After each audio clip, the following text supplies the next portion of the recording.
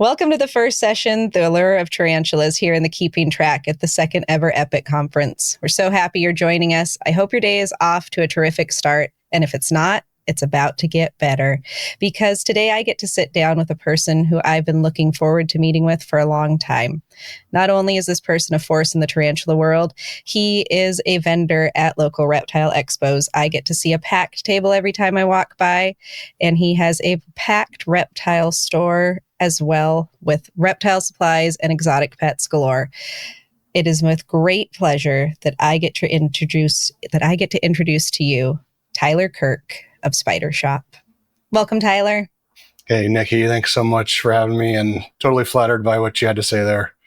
For So sure. glad that you're here. I can't think of anybody better to join me here, and a long time coming that I wanted to sit down with you, but you're a busy guy. So Yeah. doing a After thing called traveling the world to look at tarantulas. as often as Look I at you. can, for sure. Yeah. All right, I've got some questions to ask you to get the conversation going. What is your favorite tarantula species? That is a very difficult question, and I kind of anticipated that you might ask that.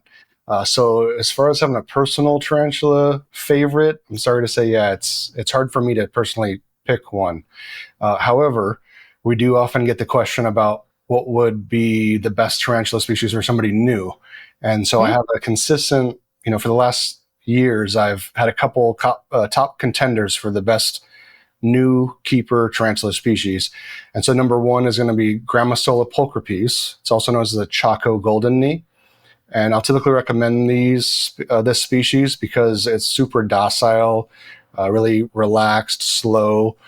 And if you might be familiar with urticating hairs, which are the itchy hairs a tarantula can kick off, it's part of their defense mechanism. The Chaco golden knee doesn't do that. It can, but it's really rarely Rare? does it kick the hairs. Yeah. Interesting. So it's really relaxed. And then also the care of it is really simple, can tolerate wet, cold, hot, dry, all these things. So gentle spider, easy to take care of. And it's really pretty spider. So it's kind of all around, I think, one of the best to recommend somebody that's just looking to get started with keeping tarantulas. Sounds like it. Are you ready for another question? Sure. It's going to go down your personal favorites again, so it's going to be hard.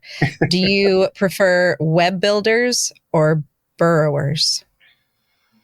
I always find the webbing construction of webbing really impressive. There was, of course, we buy from keepers. They decide they want to sell, and we'll take in stuff that they don't want to keep anymore. And not too long ago, somebody brought in a Lenathel, which is a curtain web species, similar to tarantulas. They get big like a tarantula, but they're known for being heavy webbers. And this 5-gallon tank was the whole. If you looked at it from across the room, it's just all white because there's so much web. And these intricate tunnels, and so that's always really impressive to me to see all the webbing. But yeah, there's definitely some tarantulas web more than others. That's similar to a tarantula, megalomorph they call it, same family essentially as tarantulas.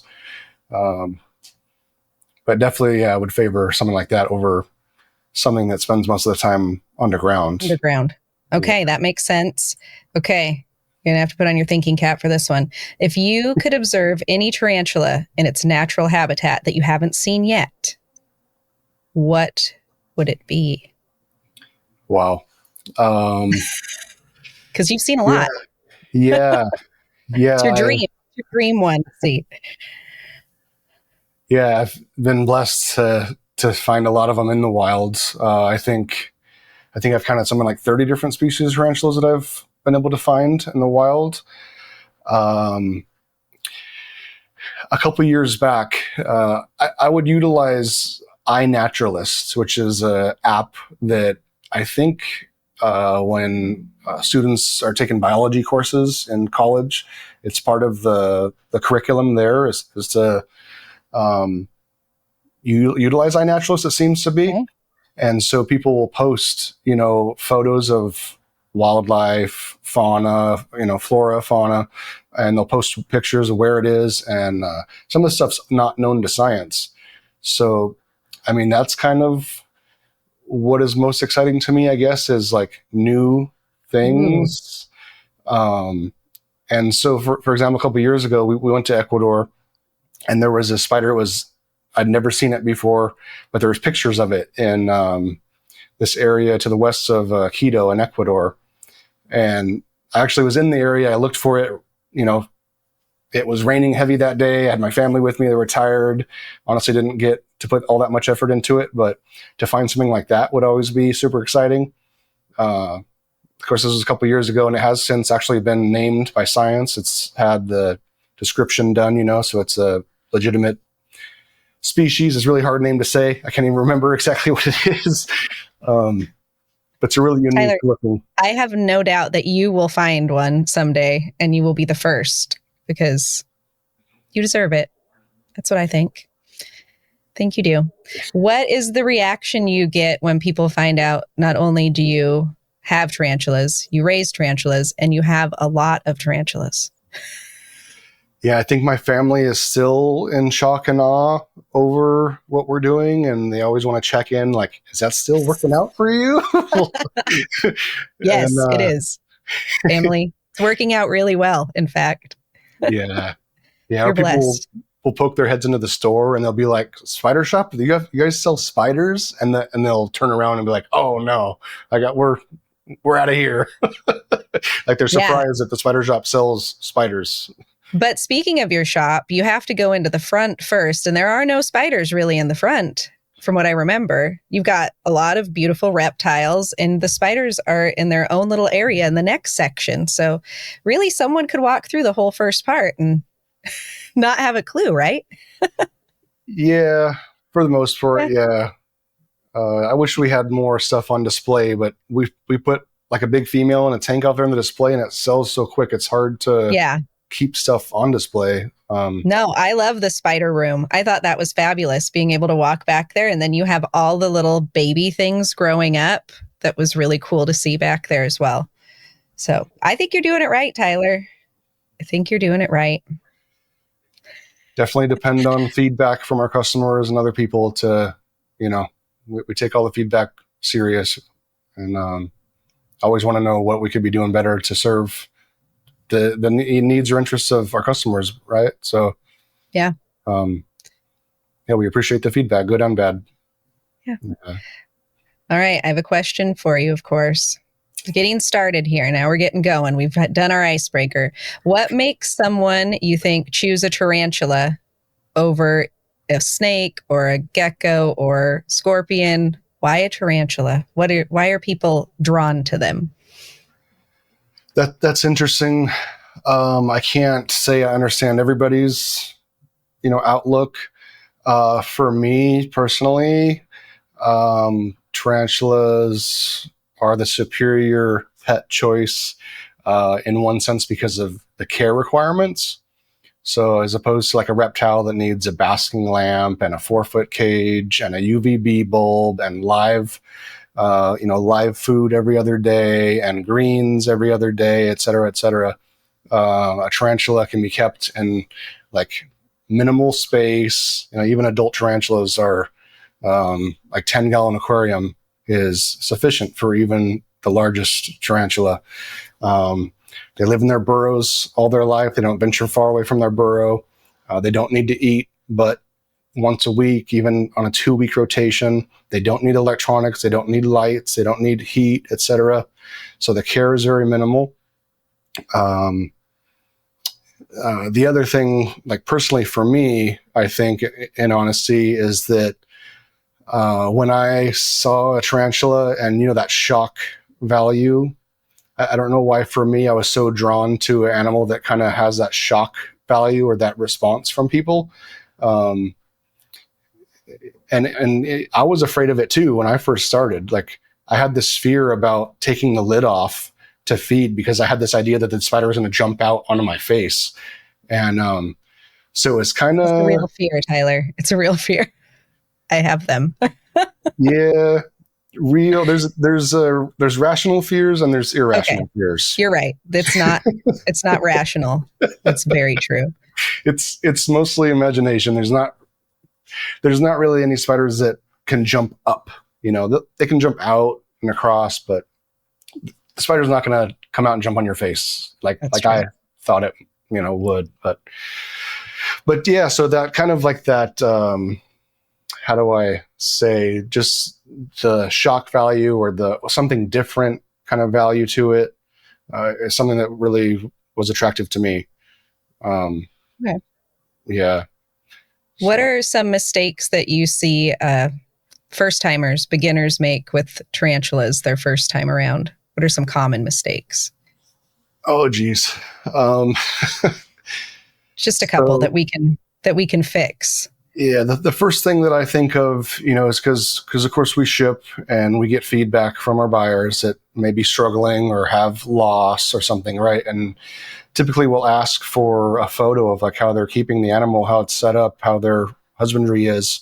And while they are pretty simple to care for, they do have unique care needs. For example, I remember somebody buying an arboreal tarantula that was, juvenile, subadult, maybe 3-4 inches across, and should have some humidity in the tank, and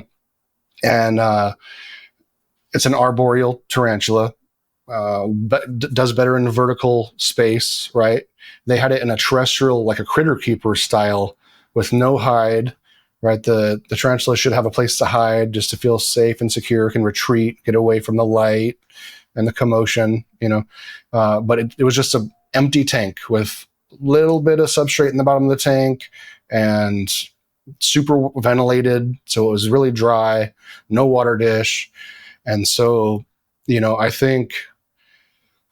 don't know. I don't know if people are like shy to ask for proper care or for whatever reason they don't ask, but there's so much information out there available and so many people willing to share their experience and their expertise or their, with keeping these animals, that there's not really any excuse to keep a spider like that in a tank like that. Cause it's not giving the spider what it needs. So don't be afraid to ask, is what you're saying. Or Google. There's so many care sheets on Google that I have found that are fabulous. I agree. Yeah. Yeah. Care sheets, care videos. There's Facebook groups. There's groups on Reddit. There's groups on, there's a website called Arachnoboards. There's so many resources. And the hobby has evolved over the recent decades. People used to keep tarantulas on aquarium gravel. And so that used to be the norm. And so it may be that just people are accustomed to how they kept tarantulas 20 years ago. Maybe their family member had one 20 years ago and they're just replicating that and not thinking about it. But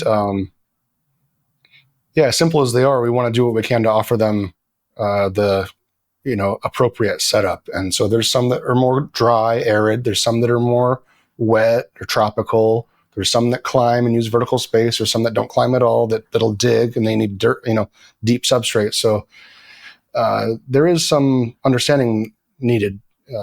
Yeah. So there's arboreal that climb. There's terrestrial that like to stay towards the ground. And then is there one more? Yeah. Burrowing? Fossorial. Fossorial. That's what it is. And those are the burrowers, correct? That's right. Yeah. Okay. See, I'm learning things, Tyler. It's happening. So when you get a tarantula, like I've bought tarantulas before, little tiny slings, you start out with a small enclosure. It's important to keep it in a small enclosure when they're young, right? As they're little slings. Yeah, that's the common thing. Yeah. Okay. And then increase as you go. Yeah. Yeah. It's kind of funny that, they'll recommend don't put it in a big enclosure when it's a baby. Because when they're in the wild, they're in limitless space. See, that's what I was wondering.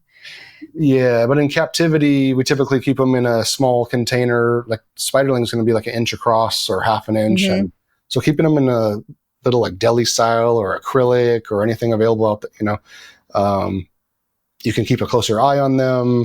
They're going to find their food easier. And they don't, it's understood that they don't like need the space. They stay in a burrow most of their life. And so, yeah, they are ambush predators, right? So they sit and wait for their food to come by. Mm-hmm. But yeah.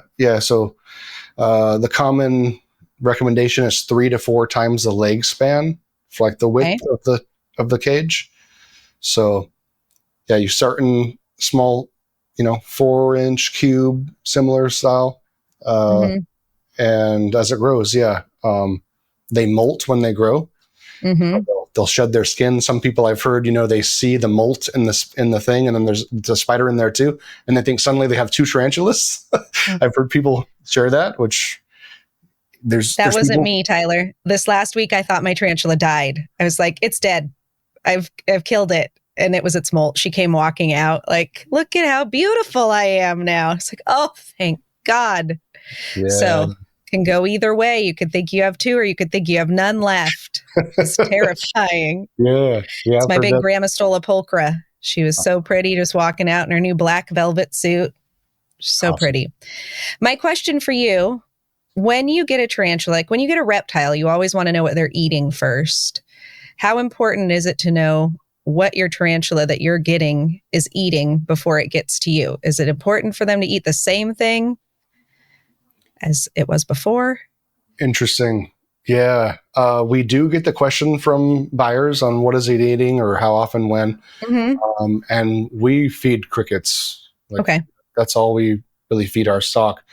Some people offer different feeders, and they can to tarantulas, dubia or waxworms or mealworms, or, in the wild, I think they even eat like rodents and birds. Mm-hmm. Is it called bird eater? So maybe, yeah.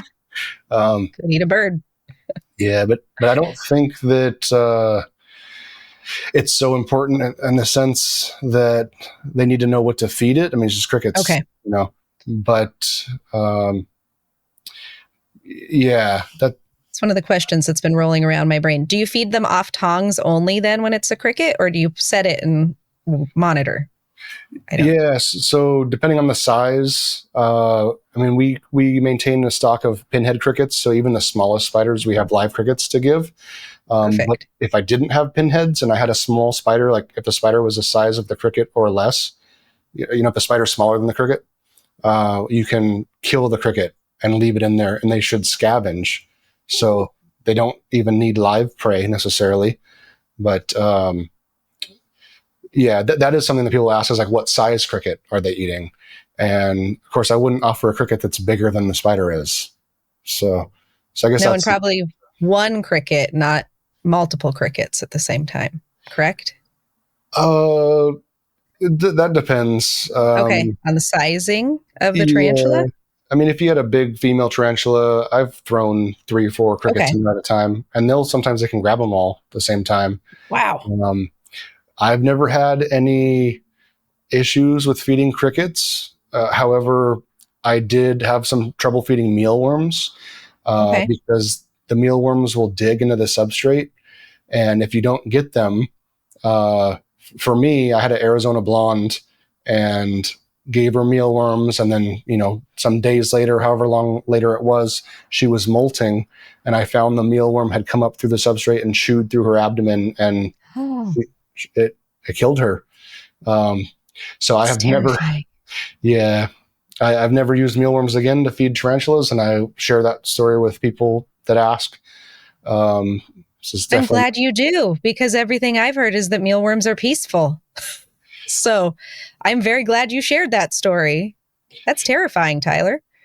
Yeah. I've heard horror stories about crickets like that too, but I've never personally seen it. Because crickets, I think, are carnivorous too. Like they'll chew on maybe the tarantula. If it was molting, they could attack the tarantula. But at that point, that would be different, because you could see the cricket in there.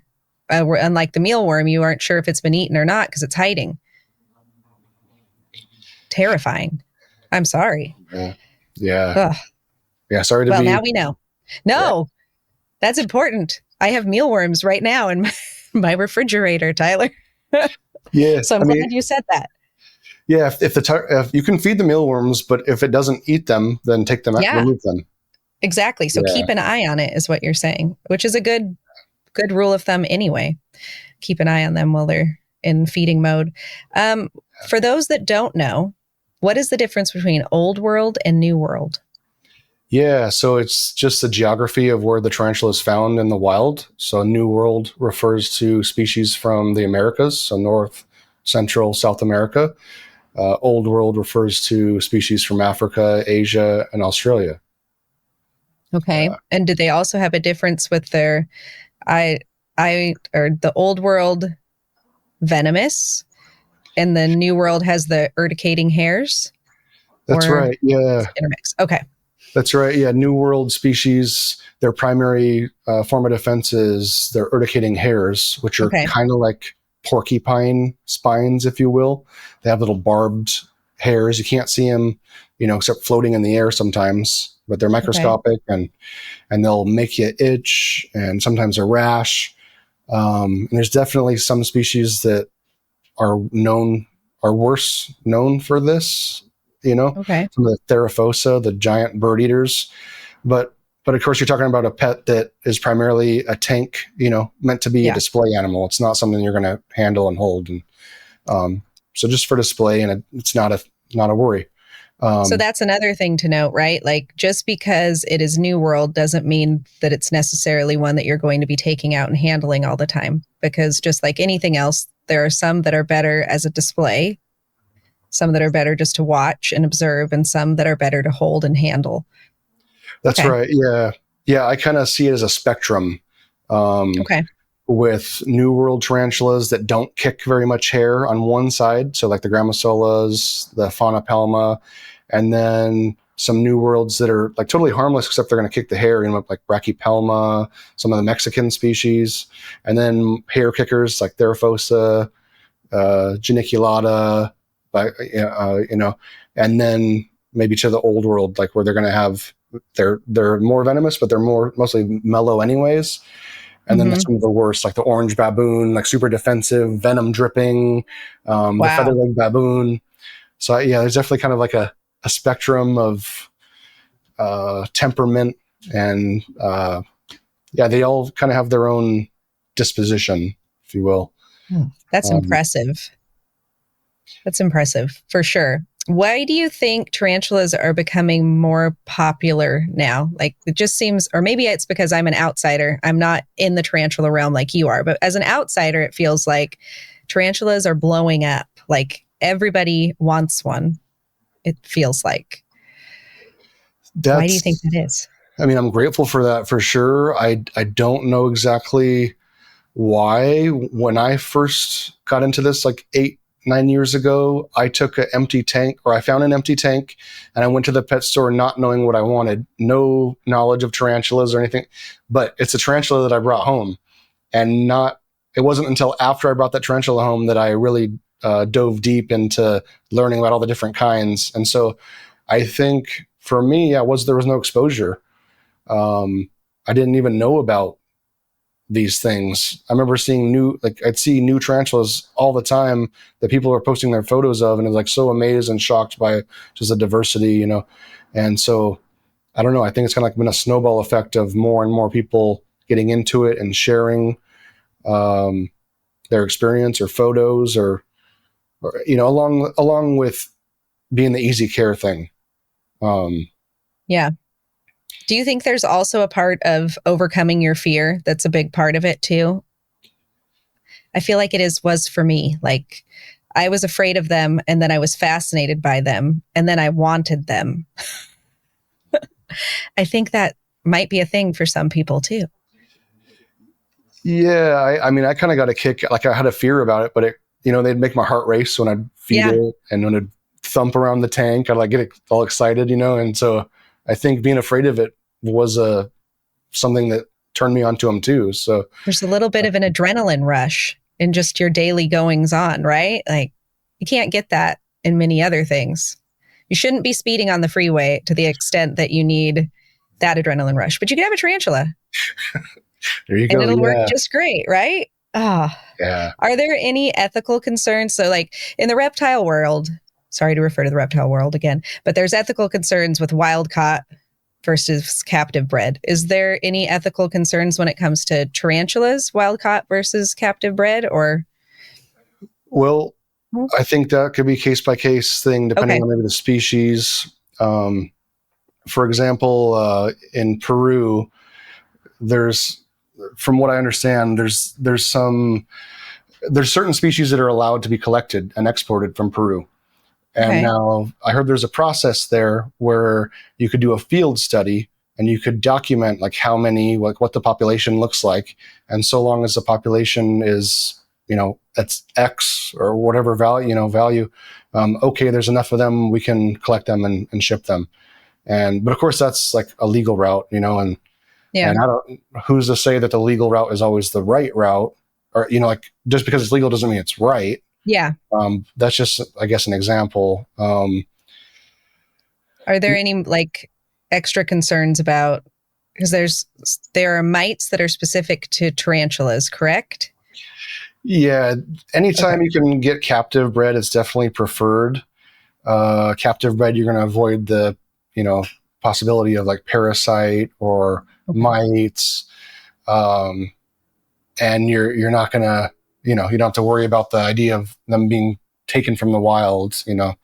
Um, so yeah, there definitely is like some conflict in the industry or the hobby about wild caught versus captive. Um, some of the wild caught species, I mean, everything started as wild caught, so Mm-hmm.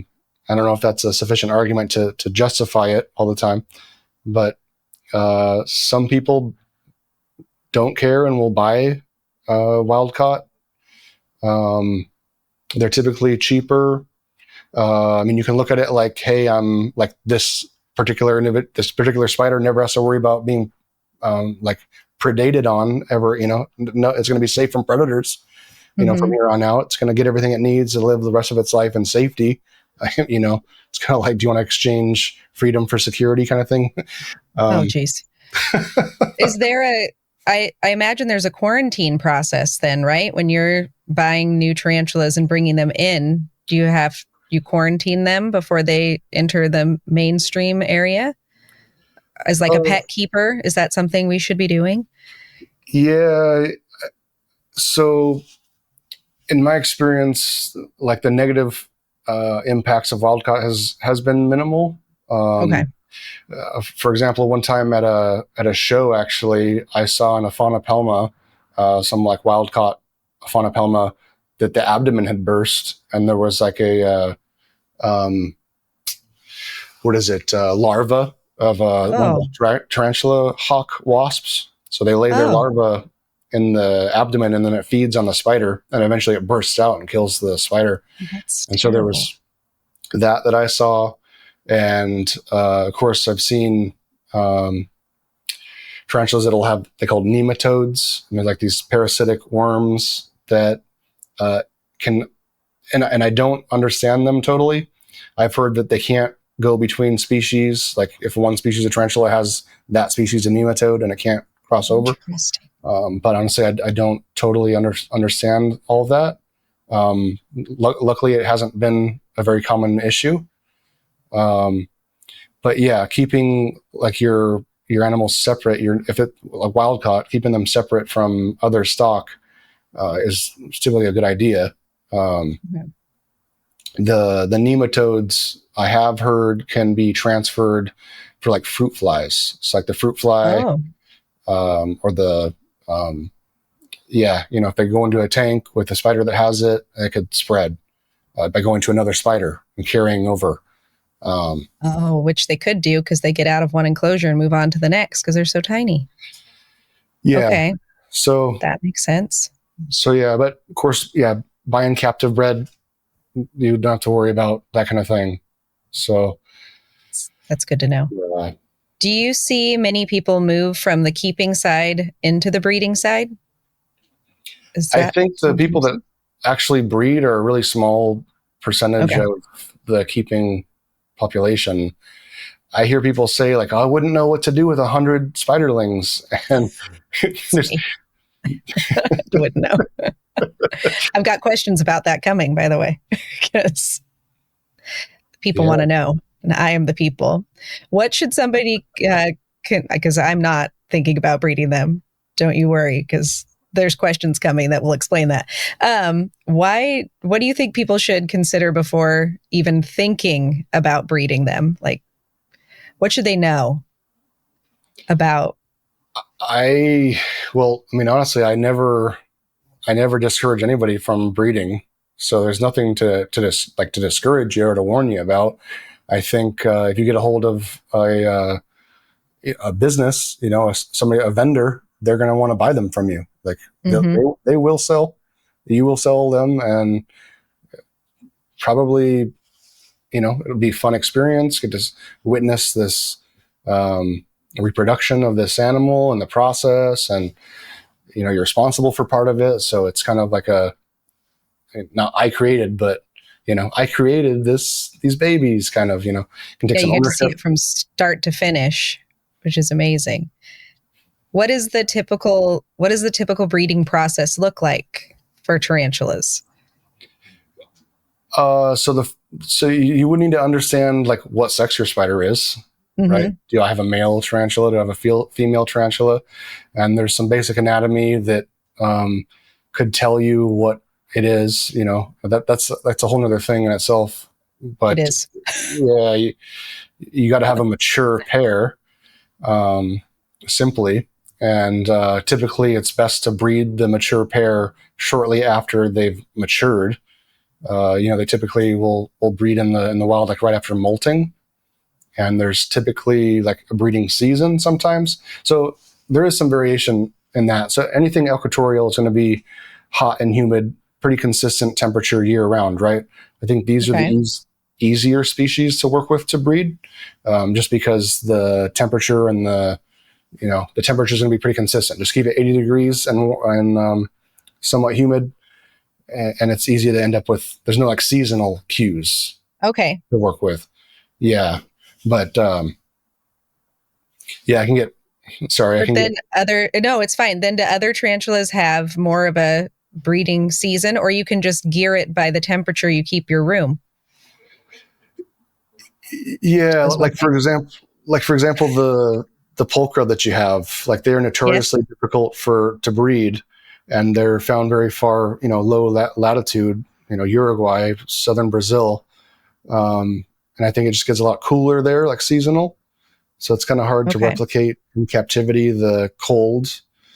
Like one time I had some other Grammosola species that it was the winter here in Washington, get down to like 20 degrees. And I had them in my garage. I had them in my garage with a thermostat and a heater to bring it up to 40. Like so that the spider would be in the 40s for that seasonal, and actually got egg sacs out of those two females. But yeah, so those are a lot more complicated. Oh my gosh, yes. What do you think the biggest challenge is, like in the breeding process? Is it the pairing? Is it the pulling the egg sacs? Is it raising slings? Do you keep the egg sacs in with them? I have a million questions, Tyler. Yeah, interesting. The most difficult, sometimes the female will attack the male, and so that's unfortunate. So yeah, it's always a great accomplishment to just get the female paired, like have the male, insert the reproductive fluid. So that's a success in itself. And then, it doesn't mean that the female will always lay a sac. You just hope the conditions are right. The temperature and humidity is, look at the natural environment where they're found, try to replicate that, and hope that they'll lay a sac. And so then that's an accomplishment too. Like, hey, you got an egg sac. But you're still not done yet after that, right? So sometimes the female will choose to eat the sac, and I don't really know why they do this. I think people say that maybe they're stressed or they know that it's not a good sac or not a good, like somehow they know it's not going to be good anyway, so they want to retake the nutrients. But yeah, so I don't know for sure. But then, so then you can get the egg sac to like 30, 35 days, and you can take the egg sac from the mom. With most species, I think that's the case. You take the egg sac, you open it up, and there should be at like first instar stage or eggs with legs stage, which is just larval stages in the development of a baby tarantula. Eggs with legs, first instar, second instar. Each molt. And instar means molt, right? Like. Yeah, I think they use instar with lots of different. Like mantids and other beetles and things, I think even bugs. Yeah, but so then you got to have the humidity and the temperature right when it's incubating throughout those stages. And some of them have to have stuff to climb on so that when they're molting, they can like molt and fall off or they'll like kink up their legs and things. And so, I don't know. It sounds complicated. I don't mean to scare anybody away from it. I mean, it's all fascinating to me. But it's important information to know. It's not just a put them together, this will happen, and voila, you've got a bunch of spiderlings running around. There is a process. Yeah. I didn't ever keep like exact records, but I remember, I think in 2021, like a big year for breeding for me, I think had like 100 egg sacs, but they didn't all pan out, and try to think like maybe half of them panned out to babies, just trying to give an idea of what the success rate is, and of that, maybe 100, like maybe even 150 were paired. I only got 100 sac, So, but it's still, I think, worth trying. And there's a lot of information online. There's a lot of people that share their experience. And so, yeah, it can be a fun thing to do. And for some people, it supports, sell the babies, and then you can invest in more, if that's what you want to do, right? Invest in more adults and breed those, and kind of snowballs. That's what happened for me. Yeah. How do you know that a pairing is successful? Are there signs that tell you that it was? Yeah. You can witness the male go underneath the female and kind of insert. You can kind of witness that. And then you can actually see on the female, sometimes they'll be up against the glass. You can see that it's kind of been opened. Yeah. So you have to really be watching to know if it's successful between that part and the egg sac. Yeah. Most of the time we want to know, like some spiders I've left in bins in the dark with a night vision camera, just because I want to see if they pair before, like if she's going to eat him, like I want to know if they paired or not. Because if not, then I'll probably try to find another male. But that's something we've done too, is they're so shy that they won't do it when you're watching them or have the light on. And it could be hours long process sometimes. So, sometimes people put it in a big bin and the female's cage in one side, the male's cage in another, and kind of naturally let him find her, and gives the male room to run away if he needs to. Yeah. That's probably important for him in some cases, right?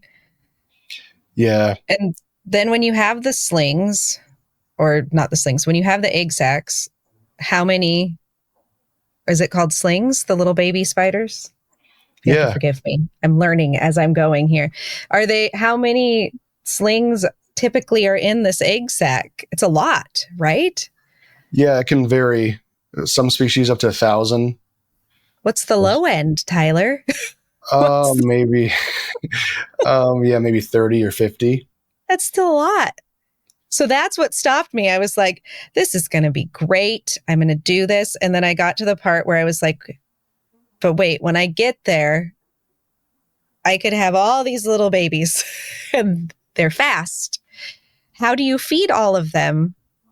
Like, do you just I have so many questions, Tyler. How do you feed them?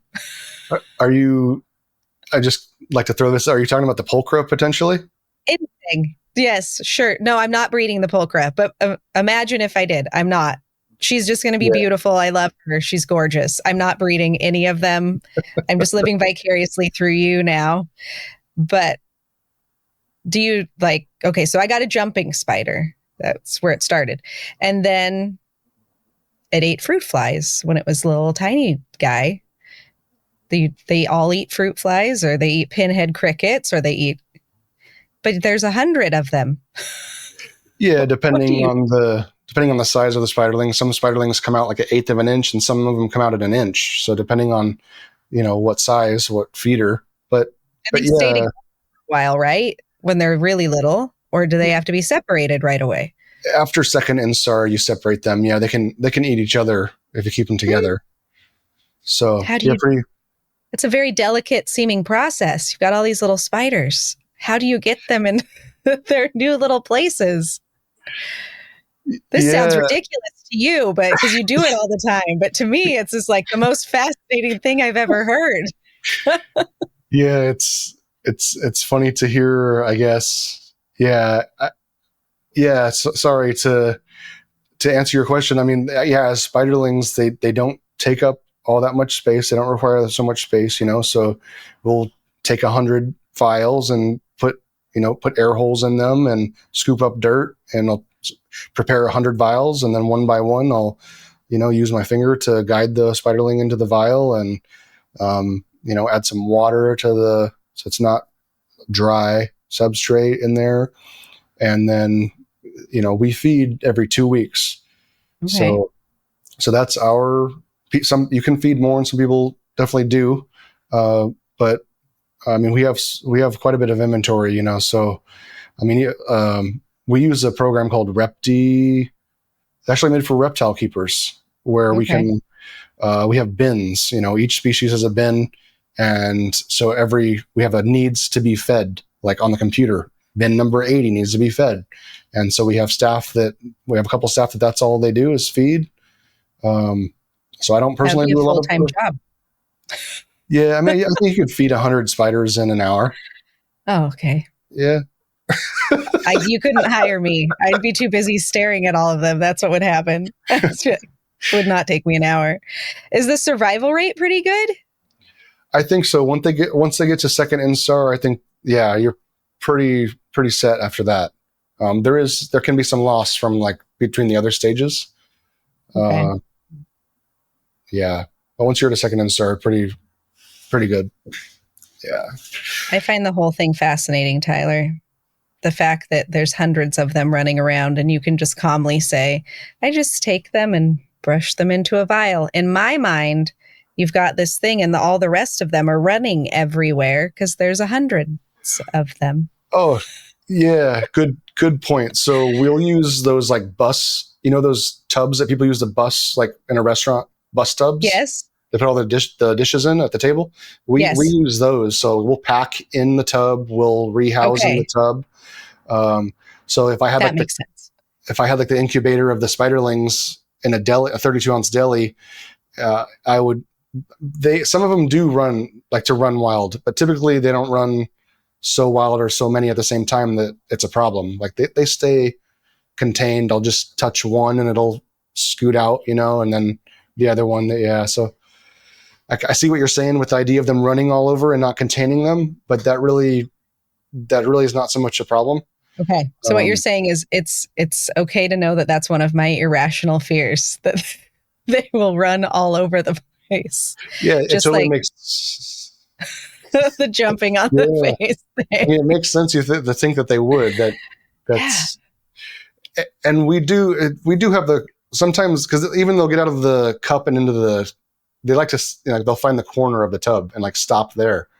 But even then we'll have some that'll like run off, but then we use catch cups but luckily it's not all at the same time usually. Yeah. So yeah. That sounds less worrisome then. I rehoused a spider once, Tyler, and I did not use a bin. It was my first rehousing, and I envisioned this very successful, like I was going to open the vial and it was going to just go blissfully into its new enclosure. It ran up my arm and ran all over the place, and I got it in the enclosure, but I was yelling for help and there was no one to help me. I just think I was doing it out of, like, it was helping me, comfort me to yell for help. So then when I envisioned the spiderlings, that's all I could think of. That was the moment where I was like, nope, this is meant for other people and I will love them and observe them and they will be my spiders. But I can see why it would be a wonderful journey, though. The thought of getting an egg sac that's just full of all these little spiderlings is fascinating to me, obviously. There's definitely a time in my life where it was definitely more of a hobby, and I kind of equate it to like gardening almost. Like it's work, but it's really like meditative. It's like really in the moment, not thinking about anything else, just enjoying seeing like them building their webs or them taking their food, molting, these like events that happen when you're keeping tarantulas as pets. The rehousings are fun. Yeah. But, especially the first ones, I imagine. yeah. Much more pro at them now. Do you have spiders? You have spiders at Spider Shop, but then do you have personal tarantulas that you have at home as well? No, I don't have anything at home. I've thought about, maybe monitor lizard or something. And it's like, well, if I'm going to keep something like that at home, I might as well share it with anybody that comes in the store, like if I have some cool, rare lizard or, it might as well be at the store. Yeah. And then with the spiders, yeah, it's might as well be in the rotation of care there. Yeah. You probably spend a fair amount of time at Spider Shop, I would imagine. Yes. It's like you're home away from home. Yeah. Do you see a demand? Is there more of a demand, or maybe there's not, but is there more of a demand for like colorful species or beginner friendly species? Yeah, a lot of times people will ask us, I want something colorful. I want something that webs a lot. I want something that's out. I want something that's under $40. I want something that's gentle and I can hold it. And like, of course, you can want all of those things and you can hit a few of those marks with a lot of different species, but it's typically difficult to hit all of those marks. So maybe you can get 2 or 3 and then you can hit all the marks with 2 or 3 of them. You can have one that's gentle, one that's colorful, one that webs a lot. Yeah. I guarantee whatever you end up with, though, it's going to be incredible, right? Because even the just plain black Grammostolepokra, coolest thing ever to watch her when she's out walking around and know that she's comfortable in there. Yeah. See, beautiful spider. It's not red or blue or orange or green. It's still beautiful spider. Yeah. It absolutely is. What would you say to someone who's curious but hesitant to get their first tarantula? Well, I don't really think I'm not really out to convince anybody that they need to get a tarantula. I don't know how to answer that. I definitely, happy to show. Like people will come in the store and they have really no experience, and I love to get out a tarantula and have them hold it or touch the legs or whatever. I love being there for people's first experience of that. It's one of my favorite things still, is that first like almost light bulb that goes off. But yeah, I guess, yeah, I'm not really like, I'm not sure how to answer that. That's okay. I do have a question that you made me think of. How do we get over the fear of holding them? Yeah, I think. How do we go about that? Yeah, definitely over time, the more you interact with them, the more you're going to understand their behavior.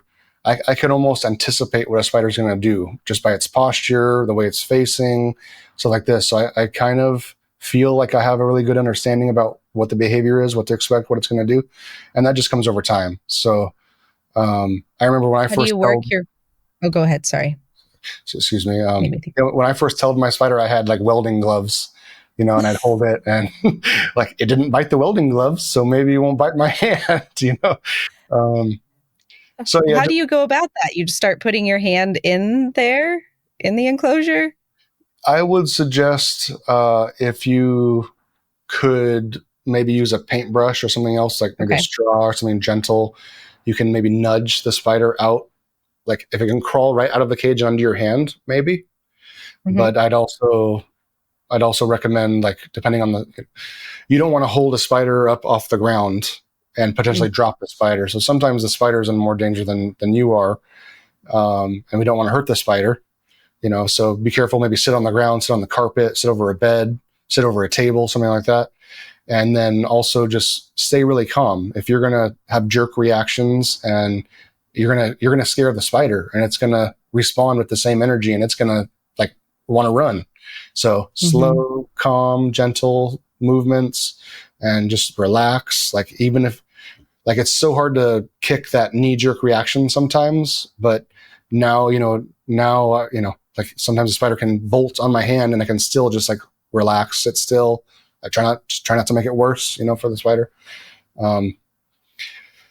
So yeah, I would say, to be able to coax it out onto your hand in a safe environment, and stay calm. Don't move slow, no matter what the spider does. And the spider should mimic your disposition. I think.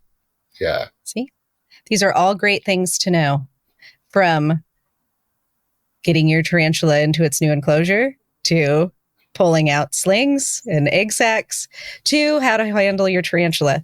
Tyler, you've covered it all for us. It's been a lot in a fast amount of time, and you've done it, and we've had fun. Yeah. Enjoy your questions, Nikki.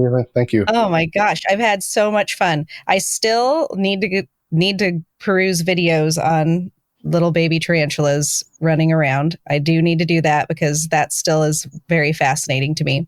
Do you think there are any myths or misconceptions that need to be busted with tarantulas?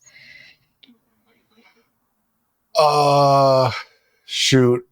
They don't need a heat lamp. I know that one off the top of my head that I've seen recently. And yeah, I don't know about any common myths. I'm thinking about the heat lamp one is great. In Peru, we were on the side of the road and some guy stopped on a motorcycle and was telling us that our arms were going to fall off if we were touching the spider. So I think that's like a local myth. So that's not true. Oh man. There are some spiders that they call it medically significant venom. So some of your baboons, some of your Asian spiders, they could make you feel sick, localized pain. Kids should be supervised. They aren't necessarily children's pets. I think maybe 15, 16 is old enough to maybe be responsible for their own. But yeah, I would be selective about what type of species you're working with.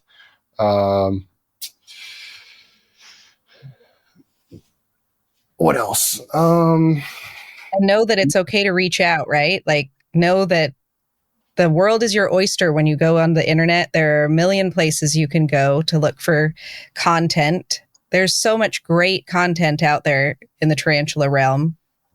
And you have your great connection with Tarantula Collective. Yeah. Right? Yeah. Richard Seward at the Tarantula Collective on YouTube. Tarantula Cat is on Instagram, is on YouTube. Dark Dens from Croatia, he's on YouTube. There's a lot of great content out there. Facebook groups, Reddit groups. Arachno boards is kind of older, but a lot of good information. They have breeding reports and bite reports and a lot of personal experience and you call it anecdotes. Personal experience, yeah. So well, lots of places you can go to get correct information and people you can reach out to. Tyler, this has been an absolute joy to sit down with you. I'm so happy that we got to do this. And I hope that everybody has enjoyed this first session in the conference. And there's more to come.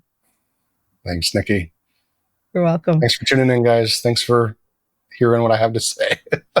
Hope it was useful for you.